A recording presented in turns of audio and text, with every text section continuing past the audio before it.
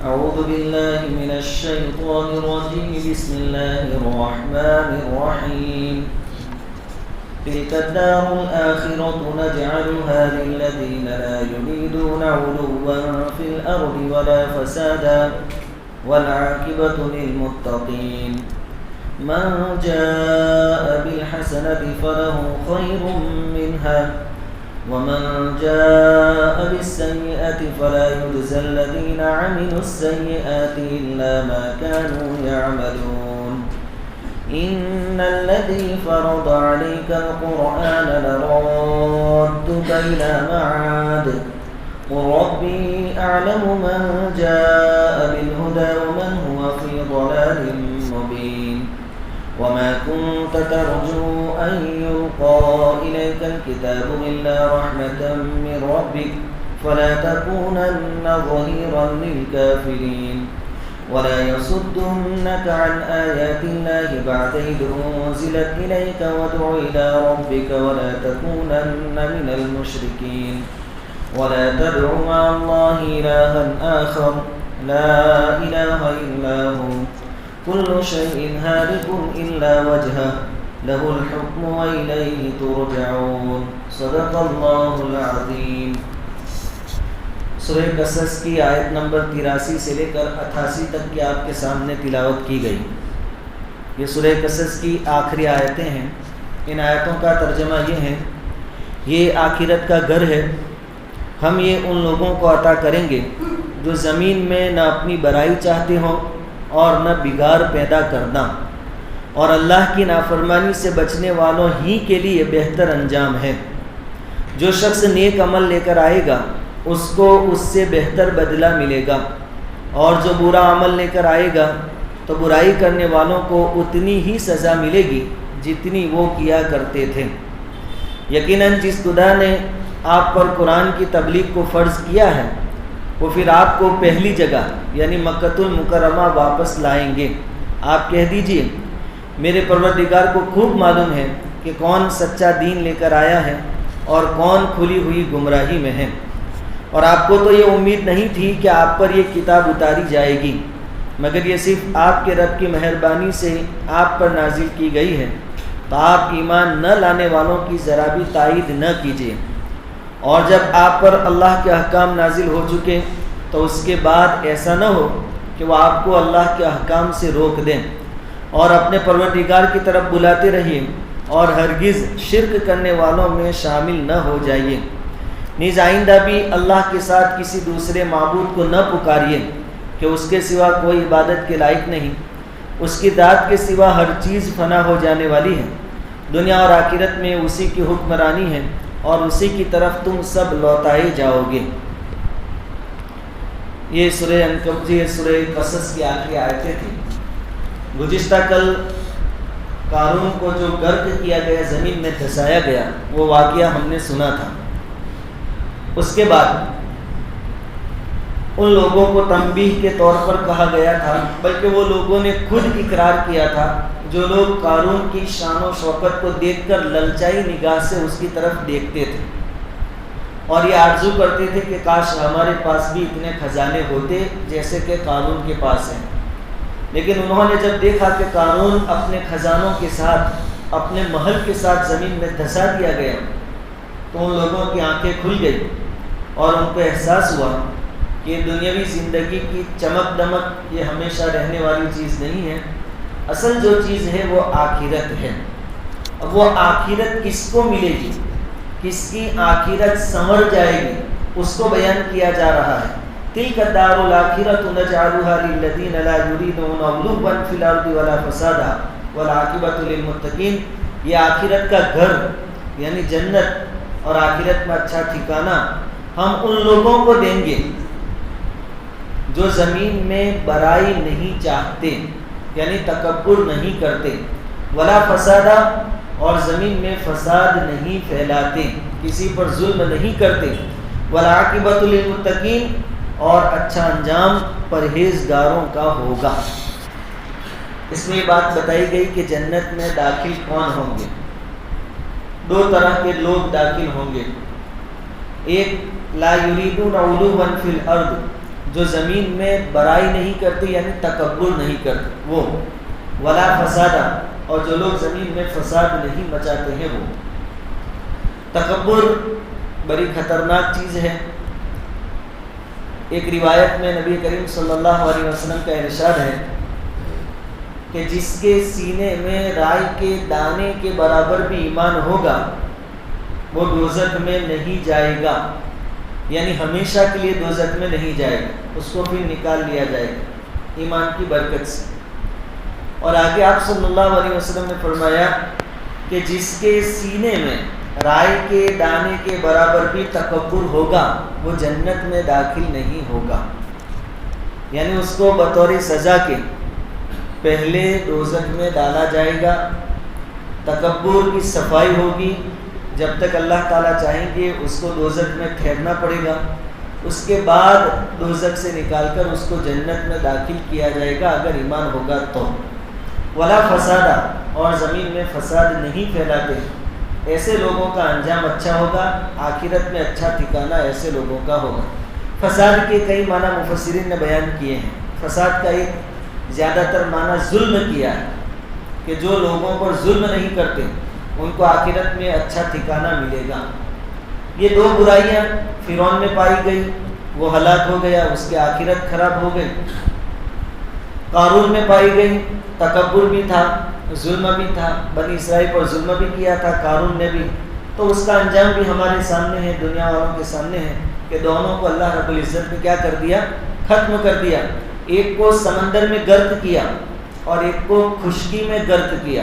یہ موسیٰ علیہ السلام کے دو معجزے ہوئے کہ فرعون کو بر یعنی سمندر میں غرق کیا اور قارون کو خشکی میں غرق کیا۔ دونوں طرح کے معجزے امت کے سامنے موسیٰ علیہ السلام کے آگے۔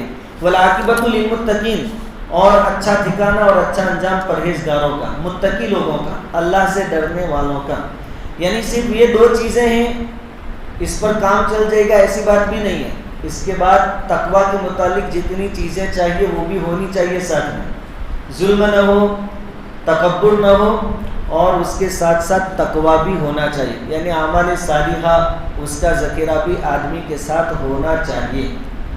جو آدمی تکبر نہیں کرتا بلکہ اپنے آپ کو نیچا سمجھتا ہے، ایسے آدمی کو اللہ رب العزت اونچا اٹھاتے ہیں۔ نبی کریم صلی اللہ علیہ وسلم کا فرمان ہے کہ جو کوئی اللہ کے خاطر تواضع کرتا ہے، اللہ کے خاطر، اللہ تعالیٰ اس کو بلند فرماتے ہیں۔ یہ آدمی اپنے آپ کو تو چھوٹا سمجھتا ہے لیکن اللہ تعالیٰ لوگوں کی نگاہ میں اس کا مرتبہ اور ویلیو بڑھا دیتے ہیں، اور جو آدمی اپنے آپ کو بڑا سمجھتا ہے تو اللہ تعالیٰ لوگوں کی نگاہ میں اس کو چھوٹا بنا دیتے ہیں اور اس کو اتنا ذلیل کرتے ہیں۔ مشکوٰۃ شریف کی روایت ہے کہ وہ اتنا ذلیل ہوتا ہے کہ خنزیر کی طرح ذلیل ہو کر لوگوں کے دروازوں پر پھر بھٹکتا ہے۔ تو تکبر سے اپنے آپ کو بچانا یہ بہت ضروری ہے۔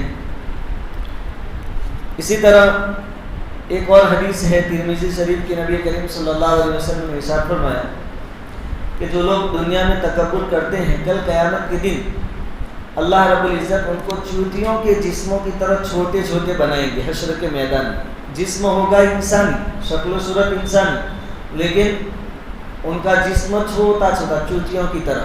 جو اپنے آپ کو بڑا سمجھتے تھے ان کو اللہ تعالیٰ بالکل چھوٹا کر دے۔ یہ دو برائیاں بھی نہ ہو اور اعمال صالحہ ہو، تقویٰ ہو، ایسے لوگ کامیاب ہوں گے، جنت میں داخل ہوں گے۔ دوسری آیت میں فرمایا من جاء بالحسنۃ فلہ خیر منہا، کل قیامت کے دن یعنی مرنے کے بعد جو کوئی نیکی لے کر جائے گا اس کو اس سے بہتر بدلہ دیا جائے گا۔ نارمل بدلہ جو دیا جاتا ہے وہ ایک کے بدلے میں 10، ایک نیکی کے بدلے میں 10۔ دوسری جگہ قرآن نے ارشاد فرمایا من جاء بالحسنۃ فلہ عشر امثالها، اور اللہ تعالیٰ اس سے بھی آگے بڑھاتا ہے، 700 گنا تک نیکیاں دیتے ہیں۔ اور آگے فرمایا واللہ یضاعف لمن یشاء، اللہ جتنا چاہے جس کے لیے چاہے ثواب بڑھا دیتا ہے، اس کی کوئی لمٹ نہیں، بشرطے کہ نیکیوں کو بچا کر لے جائے۔ اس میں ایک بات دیکھیے، من جاء بالحسنۃ، نیکی لے کر آئے گا، نیکی کر کے آئے گا ایسا نہیں کہا۔ نیکی کرنے کے بعد اس کو بچانا بھی ضروری ہے۔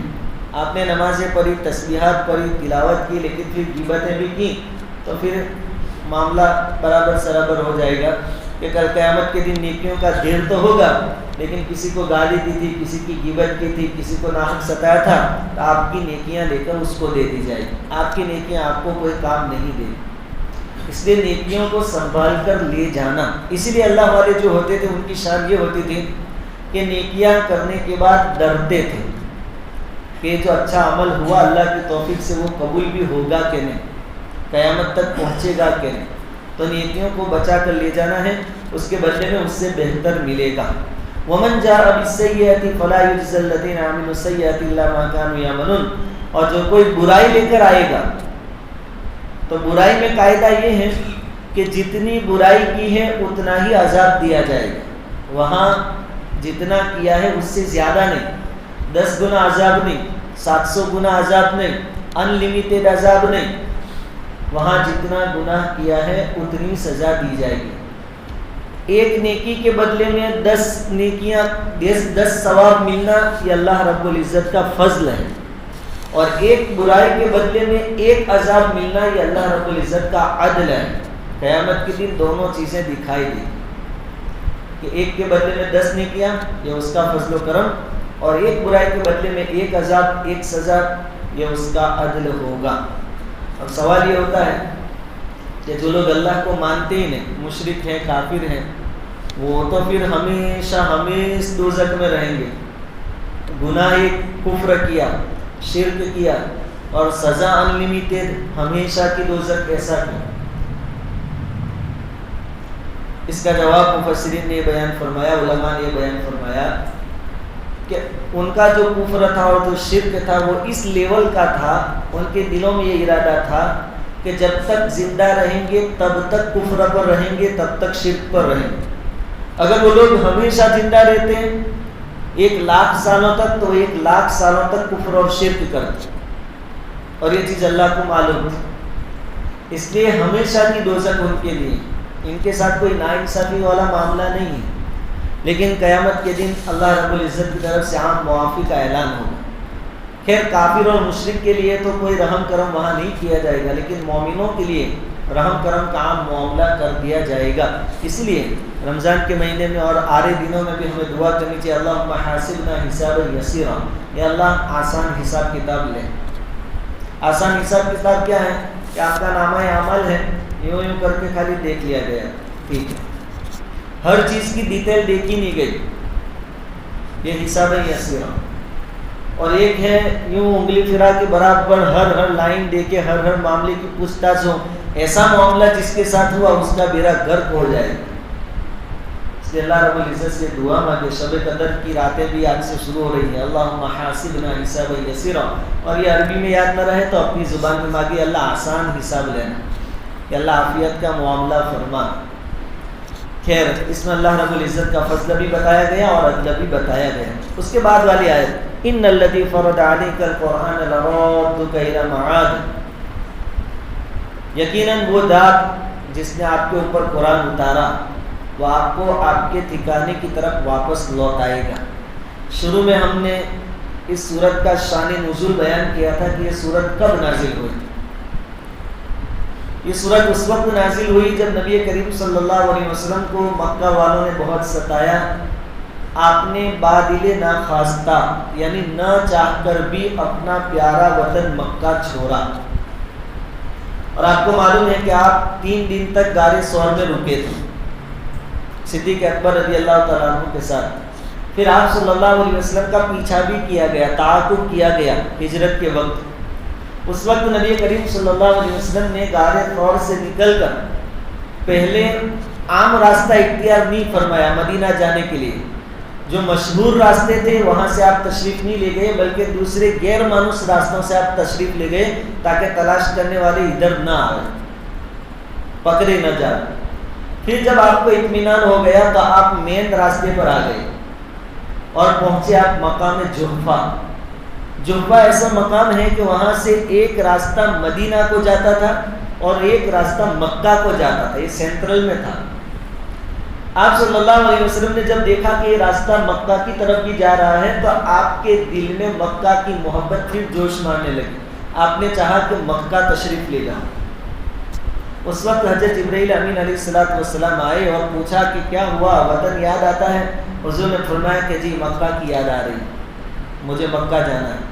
اس وقت بطور تسلی کے اور وعدے کے طور پر یہ آیت آپ پر نازل کی گئی. ویسے تو پوری صورت اسی وقت نازل ہوئی, خاص کر کے یہ آیت ان الذی فرض علیک القرآن, وہ ذات جس نے آپ کو قرآن دیا, آپ یقین رکھیے مکہ بھی واپس آپ کو لوٹائے گی. یقین کے ساتھ آپ سے کہا جا رہا ہے, تھوڑی مدت کا مسئلہ ہے, آپ کو مکہ جانا ہے, اللہ تعالیٰ آپ کو مکہ لوٹائے گا. اور جب آپ ہجرت کر کے مدینہ گئے, آپ 7ویں سال آپ نے عمرہ کیا اور 8ویں سال تو آپ مکہ میں فاتحانہ داخل ہوئے. سب کی گردنیں آپ کے سامنے جھکی ہوئی تھی. اللہ تعالیٰ نے اپنا وہ وعدہ پورا کر دیا. یہ وہ آیت ہے جس کے بارے میں بعض بزرگوں نے فرمایا کہ کوئی آدمی حج یا عمرہ کے لیے جاوے تو انگلی سے کعبے کے اوپر اس آیت کو لکھے. ایک تو یہ قرآن اور حدیث سے ثابت بات نہیں ہے, بزرگوں کا کہا ہوا عمل ہے. اس سے کیا فائدہ ہوگا کہ آپ کو کعبے کی بار بار کی حاضری نصیب ہوگی. انگلی سے لکھنا ہے. اور دوسری بات, یہ تو ایک مستحب عمل ہے, نفلی چیز ہے. اس کے لیے آپ کسی کو دھکا نہ دیں, وہاں بھیڑ بھاڑ نہ کریں, زبردستی نہ کریں, کسی کو ہٹا کر کھینچ کر آپ لکھنے نہ جاویں. سہولت ہو, موقع ملے تو کعبہ پر انگلی سے یہ لکھ لیں. خیر, قُلْ رَبِّي أَعْلَمُ مَنْ جَاءَ بِالْهُدَىٰ وَمَنْ هُوَ فِي ضَلَالٍ مُّبِينٍ. آگے جو کہا گیا نا کہ اللہ نے آپ پر قرآن اتارا, یہ آپ کے نبی ہونے کی دلیل ہے. یہ لوگ نہیں مانتے ہیں تو آپ کہہ دو کہ میرا رب جانتا ہے کہ ہدایت لے کر کون آیا اور گمراہی میں کون ہے. مشرکین مکہ سے آپ کہہ دو کہ تم لوگ گمراہ ہو, میری بات مانتے نہیں ہو, تو کوئی حرج نہیں ہے, میرا رب جانتا ہے کہ سچا کون ہے اور جھوٹا کون ہے. آگے اللہ تعالیٰ فرماتے ہیں وَمَا كُنْتَ تَرْجُو أَن يُلْقَىٰ إِلَيْكَ الْكِتَابُ إِلَّا رَحْمَةً مِّن رَّبِّكَ فَلَا تَكُونَنَّ ظَهِيرًا لِّلْكَافِرِينَ. اے نبی جی, آپ کو تو اس بات کی امید بھی نہیں تھی کہ آپ کو کتاب دی جائے گی, قرآن آپ کو ملے گا, آپ کو تو پتہ بھی نہیں تھا. إِلَّا رَحْمَةً مِّن رَّبِّكَ, یہ تو محض آپ کے رب نے اپنے فضل و کرم سے آپ کو قرآن دیا. اس میں اس بات کی طرف اشارہ ہے کہ حضور صلی اللہ علیہ وسلم کو بھی معلوم نہیں تھا کہ مجھے نبی بنایا جائے گا, اور نبوت کوئی منصوبہ بندی کے ساتھ نہیں ملتی. حضور کو بھی پتہ نہیں تھا, مکہ والوں کو بھی پتہ نہیں تھا, اور آپ صلی اللہ علیہ وسلم کی زندگی مکہ والوں نے دیکھی تھی کہ آپ بہت نیک ہیں, شریف ہیں, خاندانی آدمی ہیں, اخلاقی آدمی ہیں. نبوت ملنے سے پہلے آپ نے کبھی کسی کو یہ بھی نہیں کہا کہ شاید آگے چل کے میں نبی بننے والا ہوں. آپ کو پتہ ہی نہیں تھا. نبوت تو آپ کو اچانک دی گئی. اللہ کی منصوبہ بندی تھی لیکن حضور کو پتہ نہیں تھا, اور مکہ والوں نے کبھی دیکھا بھی نہیں. کسی نے یہ دعویٰ نہیں کیا کہ حضور یہ جو کچھ بھی پہلے سے عبادت کر رہے تھے, غار ہرا میں جا کر کئی دنوں تک آتے نہیں تھے, وہ سب نبی بننے کے لیے ایسے دھندے کر رہے تھے. کسی نے ایسا الزام نہیں لگایا. حضور کی چاہت بھی نہیں تھی, حضور کو پتہ بھی نہیں تھا, معلوم بھی نہیں تھا, اور حضور نے نبی بننے کے لیے جد و جہد اور کوشش بھی نہیں کی. نبوت تو اللہ رب العزت نے اپنے فضل و کرم سے عطا فرمائی. جیسے موسیٰ علیہ السلام مدین سے مصر واپس جا رہے تھے اپنی بیوی بچوں کے ساتھ, تو آپ نے تو کیا, آپ تو کوہ طور پر آگ لینے کے واسطے گئے تھے, آپ کو اچانک وہاں نبوت دے دی گئی. نبوت کے لیے نبیوں کی طرف سے کوئی منصوبہ بندی نہیں ہوتی ہے. اس لیے کوئی یہ الزام نہ لگائے کہ آپ کی جو پہلے کی زندگی ہے 40 سال پہلے کی, نبوت سے پہلے کی, اسی میں آپ تو کوشش کر رہے تھے کہ مجھے نبی بنایا جائے. ایسی کوئی بات نہیں. اللہ رب العزت نے اپنے رحمت سے آپ کو نبی بنایا. فَلَا تَكُونَنَّ ظَهِيرًا لِّلْكَافِرِينَ. اب جب آپ کو نبی بنا دیا گیا تو آپ کافروں کے مددگار مت بننا. اس بات کو سمجھایا جا رہا ہے کہ یہ مکہ والے آپ کے رشتہ دار ہیں لیکن مشرک ہیں, کافر ہیں. یہ رشتہ داری کی وجہ سے کہیں ان کے ساتھ نرمی کا معاملہ مت کرنا, دین کے معاملے میں کسی کے ساتھ کمپرومائز مت کرنا. یہ حضور صلی اللہ علیہ وسلم کو بتایا جا رہا ہے. یہ سبق ہمارے لیے بھی ہے کہ کوئی ہمارا خاص رشتہ دار غلط کام کرتا ہے تو اس کو روکنا ہمارے لیے ضروری ہے. رشتہ دار ہی اس لیے چھوڑ دیں, تعلق والا اس لیے چھوڑ دیں, یہ ہمارے لیے مناسب نہیں. نبی کریم صلی اللہ علیہ وسلم کو تعلیم دی جا رہی ہے کہ آپ کافروں کے مددگار مت ہونا، چاہے یہ قریش آپ کے خاندان والے ہوں اور آپ کے رشتہ دار ہیں، دین کی تبلیغ آپ برابر کرتے رہنا. اور حضور نے اس پر برابر عمل کیا. دین کے معاملے میں نبی کریم صلی اللہ علیہ وسلم نے کبھی چشمہ پوشی کا معاملہ نہیں کیا. ایک صحابی حضرت زید بن حارثہ رضی اللہ تعالیٰ عنہ حضور کے بہت چہیتے تھے، بہت لادلے تھے. ان کے والد سے بھی آپ کو بہت لگاؤ تھا، بہت محبت. زید کے بیٹے ہیں اسامہ، بیٹے سے بھی حضور کو بے پناہ محبت تھی، باپ سے بھی. تو اسامہ حضور کے لادلے ہیں اور لادلے کے بیٹے ہیں. ان کے ابا بھی حضور کے لادلے. حضور نے حضرت زید رضی اللہ تعالیٰ عنہ کو تو اپنا لے بالک بیٹا بنایا تھا. ان کے بیٹے اسامہ. ایک عورت نے زنا کیا، زنا نہیں چوری کی، چوری. یہ معاملہ نبی کریم صلی اللہ علیہ وسلم کی خدمت میں پیش کیا گیا. اب چوری کی سزا کیا ہے کہ 10 درہم سے زیادہ چوری کی جائے تو اس کے ہاتھ کاٹے جاتے ہیں. اب وہ جو خاندان والے تھے وہ بہت شریف لوگ تھے، عورت کے خاندان والے. انہوں نے آپس میں چرچا کی کہ اگر ہماری خاندان کی عورت کے ہاتھ کاٹے گئے تو ہمارے لیے بڑی شرم کی بات ہوگی، ہم کسی کو منہ دکھانے کے لائق نہیں ہوں. اس لیے حضور صلی اللہ علیہ وسلم سے ریکویسٹ کی جائے کہ آپ جو چوری کی گئی ہے اس کا جرمانہ لے لیں، لیکن ہاتھ نہ کاٹے، ہماری عزت کا مسئلہ ہے. لیکن اب حضور کو کہے کون، حضور کے سامنے سفارش کرے کون؟ تو سب نے سوچا کہ اسامہ جو ہے نا حضور کے بہت چہیتے اور لادلے ہیں، بہت پیارے ہیں، اور ان کے ابا زید رضی اللہ تعالیٰ عنہ وہ بھی بہت پیارے تھے، تو اسامہ کو ہم بھیجتے ہیں رضی اللہ تعالیٰ عنہ. دیکھو حضور صلی اللہ علیہ وسلم کو حضرت اسامہ سے بہت محبت ہے، لیکن پھر بھی وہ آئے اس امید پر کہ میری بات مان لیں گے حضور. اور آ کر انہوں نے ڈرتے ہوئے کہہ تو دیا.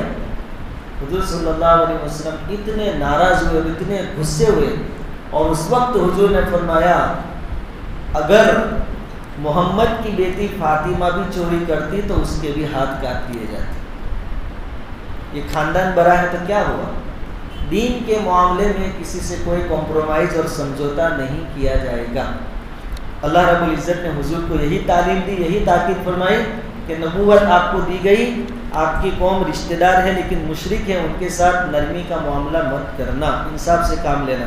وَلَا يَصُدُّنَّكَ عَنْ آيَاتِ اللَّهِ بَعْدَ إِذْ أُنزِلَتْ إِلَيْكَ وَادْعُ إِلَىٰ رَبِّكَ وَلَا تَكُونَنَّ مِنَ الْمُشْرِكِينَ. اور یہ لوگ آپ کو اللہ کی نشانیوں سے روک نہ دیں بعد اس کے کہ قرآن کی آیتیں اور اللہ کی نشانیاں آپ پر اتاری گئی. اب یہ لوگ آپ کو راستے سے بھٹکا نہ دیں. وَادْعُ إِلَىٰ رَبِّكَ. اور ان لوگوں کو اپنے رب کی طرف دعوت دیتے رہو. یہ مانی یا نہ مانی یہ الگ چیز ہے، لیکن آپ کی ذمہ داری ہے دعوت دو. وَلَا تَكُونَنَّ مِنَ الْمُشْرِكِينَ.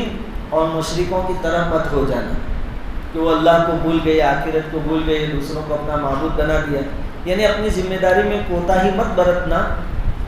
اللہ تعالیٰ نے آپ کو جو ذمہ داری دی ہے اس کو پورا کیجیے. آپ نبوت کے منصب پر فائز ہے، آپ کی ذمہ داری ہے دین کی دعوت دینا. چنانچہ حضور صلی اللہ علیہ وسلم نے کئی طریقے سے مکہ والوں کو دعوت دی. کبھی صفا پہاڑی پر چڑھ کر، کبھی گھر گھر جا کر، کبھی کعبہ میں سب کو جمع کر کے. کوئی بھی موقع حضور نے ایسا نہیں چھوڑا. آس پاس کے قبیلے والے اور آس پاس کے گاؤں والے جب آتے حج کے موسم میں، حضور صلی اللہ علیہ وسلم وہاں بھی تبلیغ کرتے، ان کو ایمان کی دعوت دیتے، دین اسلام کے بارے میں ان کو سمجھاتے. لوگوں نے گالیاں بھی نہیں. ایسے بھی موقع آئے کہ حضور صلی اللہ علیہ وسلم لوگوں کے پاس جاتے اور کہتے ایھا الناس، اے لوگوں قولوا لا الہ الا اللہ تفلحون. لا الہ الا اللہ پڑھو کامیاب ہو جاؤ گے. پیچھے سے ایک آدمی آواز دیتا ایھا الناس، اے لوگوں یہ پاگل آدمی ہے، اس کی بات پر دھیان مت دینا. اور وہ کوئی اور نہیں ہوتا، آپ کا سگا چچا ہوتا تھا، ابو جہل یا ابو لہب. وہ آ کر کہتے اتنی سخت پریشانیوں کے باوجود بھی آپ بیٹھے نہیں رہے. کسی نے آپ کو پتھر مارے، گالیاں دی، تالیاں پیٹی آپ کے پیچھے، لیکن آپ اپنے مشن پر خاموشی کے ساتھ لگے رہے. وَلَا تَدْعُوا مَعَ اللَّهِ إِلَٰهًا آخَرَ. اللہ کے علاوہ کسی کو اپنا معبود مت سمجھیے، مددگار بھی مت سمجھیے. لا الہ الا ہو، کوئی عبادت کے لائق نہیں ہے سوائے اللہ وحدہ لا شریک لہ کے. کل شیء ہالک الا وجہہ، سوائے اللہ رب العزت کی ذات کے ہر چیز فنا ہونے والی ہے، کوئی چیز باقی نہیں رہے گی. حتیٰ کہ جب سور پھونکا جائے گا، پوری دنیا ختم کر دی جائے گی، تو سور پھونکنے والے فرشتے سے اللہ پوچھے گا کہ اب کوئی بچا ہے؟ وہ کہے گا کہ میں اور آپ دونوں بچے ہیں. اللہ تعالیٰ اس سے بھی کہے گا مت، وہ بھی مر جائے گا. سوائے اللہ کے کوئی نہیں بچے گا. اس وقت اللہ رب العزت فرمائیں گے لمن الملک اليوم. تم کہتے تھے کہ میں یہاں کا بادشاہ، میں یہاں کا سردار، میں یہاں کا چودھری، میں حاکم، میں پی ایم، میں سی ایم. آج دیکھو کوئی بچا میرے سوا؟ لمن الملک اليوم. آج بادشاہ کون؟